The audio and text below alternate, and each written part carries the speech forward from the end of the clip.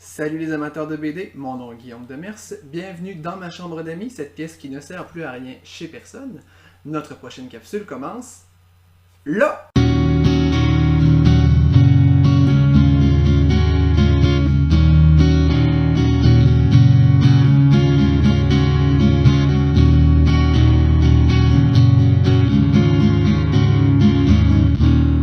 Nous allons parler brièvement aujourd'hui de la bande dessinée québécoise en ligne.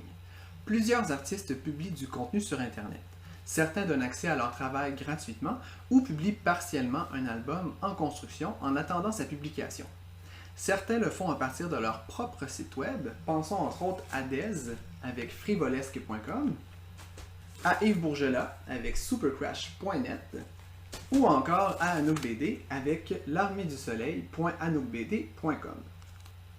Ensuite, il existe des systèmes où vous pouvez payer un montant de votre choix pour avoir accès à du contenu exclusif, comme la plateforme Patreon. Vous pourrez y trouver le travail de la BDiste Cab, l'auteur d'Hiver nucléaire, qui y développe actuellement son prochain projet U-Town. Finalement, d'autres sites comme Ko-fi vous permettent aussi d'encourager vos artistes favoris pour le prix d'un café. Vous pourrez y trouver le travail des artistes Valmo et Bach. N'oubliez pas, il y a aussi toutes les pages Facebook, Instagram et Tumblr de vos artistes québécois préférés. Et ils sont nombreux. François Saint-Martin et Marc Bruno, Laurence Dionne, SB, il y en a plein. Même si vous ne pouvez peut-être pas toujours vous permettre les productions payantes de vos artistes favoris, suivre leur page, leur accorder un j'aime ou un partage, laisser un commentaire, c'est toujours très apprécié.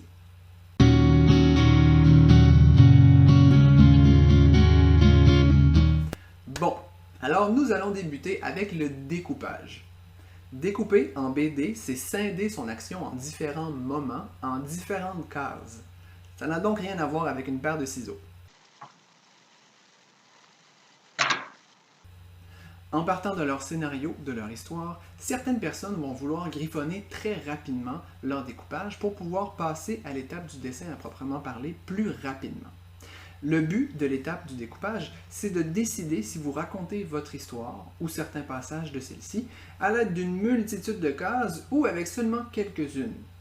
Vous pourrez ainsi étirer certains moments en les illustrant avec beaucoup de cases ou y aller plus rapidement avec un nombre réduit. Exemple. On pourrait, par exemple, illustrer un souper à l'aide d'une seule case dans laquelle on voit les gens manger à table. Une autre façon de faire serait d'illustrer les invités et ce qu'ils mangent, case par case, ce qui serait beaucoup plus long. Il vous faut donc faire des choix. Quelles scènes vont prendre beaucoup de cases, lesquelles en requerront moins? Probablement que les éléments qui vous semblent plus importants occuperont davantage de cases que ceux qui vous semblent plus banals. Et c'est très bien comme ça. Parlons maintenant de mise en page et de tabulation, ou si vous préférez, de la répartition des cases à l'intérieur d'une page. On inclut parfois le travail de la mise en page avec celui du découpage, mais pour simplifier l'approche ici, j'ai vraiment décidé de les scinder en deux parties. Lorsque vous avez décidé donc, par votre découpage, des moments qui constitueront votre histoire, il est temps de placer ces éléments en cases dans votre page. Alors que vous les intégrerez à cette page, il faudra octroyer à chacune d'entre elles une grandeur ainsi qu'un format. Chaque case doit avoir un format approprié à son contenu. Si par exemple on a besoin d'une case en hauteur parce qu'elle contient un arbre que l'on souhaite montrer dans toute sa longueur, on aimera le savoir d'avance pour lui octroyer une case de format approprié et pour planifier la distribution des cases dans la planche. N'ayez pas peur d'étirer vos cases et d'en varier la grandeur. Aussi, il peut être très intéressant de varier les angles de vue de vos personnages et de vos décors à l'intérieur de celles-ci. Cela créera beaucoup de dynamisme dans votre bande dessinée. On n'a pas toujours besoin de voir vos personnages de la tête aux pieds. Ils peuvent parfois être tronqués et apparaître de plus près. Voici une série de plans desquels vous pourriez vous inspirer pour constituer vos cases. Enfin, l'étape du dessin. Alors c'est le moment où vous aurez besoin d'un crayon graphite, d'une bonne vieille gomme à effacer et de papier. Je vous recommande le papier cartonné parce que vous allez voir qu'on utilise au bout du compte pas mal plus les faces que le crayon et un papier épais se froissera moins facilement. Dessinez aussi pâle que possible pour pouvoir effacer proprement. Et là, si vous faites partie du public jeunesse de ces capsules, je me doute que vous appuyez probablement trop fort sur votre crayon. Psst! Pèse moins fort! Je vous suggère de débuter par une schématisation des éléments principaux qui apparaîtront dans votre page. Une schématisation est une simplification de ce que vous désirez dessiner par des formes simples. En ayant schématisé votre page en entier, vous pourrez prendre un moment de recul afin de vous assurer que l'ensemble de votre travail soit à votre goût. Est-ce que je devrais améliorer certaines choses, les agrandir, les rapetisser, me rapprocher de mon sujet ou m'en éloigner? En effectuant les changements nécessaires maintenant, vous éviterez d'avoir à refaire en entier un dessin qui vous aurait pris beaucoup de temps et d'énergie à réaliser. Un mot rapide sur les phylactères, c'est le bon moment pour les intégrer à vos pages. Prenez la peine d'écrire tout ce qu'ils contiennent, toujours très pâle, au crayon de plomb, pour vous assurer que vous avez l'espace nécessaire dans chacune de vos cases pour que tout loge bien.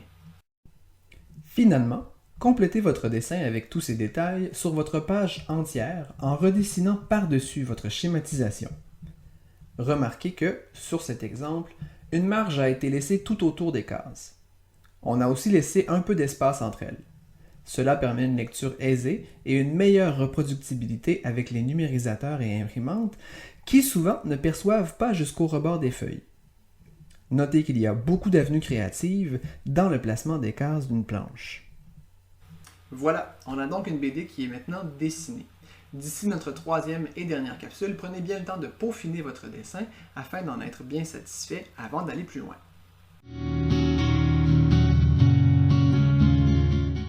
Conseil de BDiste en temps de confinement. En rafale, voici quelques exemples de cases et de placements qui fonctionnent toujours bien en bande dessinée. Premièrement, à moins d'un exercice de style, vos pages doivent être occupées complètement par les cases qu'elles contiennent.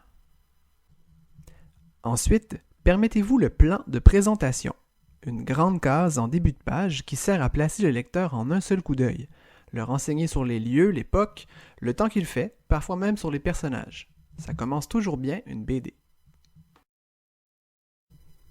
Placez un punch ou un suspense en fin de page. Créer une intrigue en fin de page, poser une question au personnage ou même au lecteur, ça nous permet de piquer sa curiosité et de faire en sorte qu'il ait envie de poursuivre sa lecture. C'est un peu comme dire « la réponse après la pause » ou bien « vous le saurez au prochain épisode ». Comme la BD est divisée en pages et non en épisodes ou en intermèdes, il nous faut utiliser la page à bon escient et s'assurer que le suspense y intervienne à la toute fin. Et nous, on se retrouve à la prochaine capsule!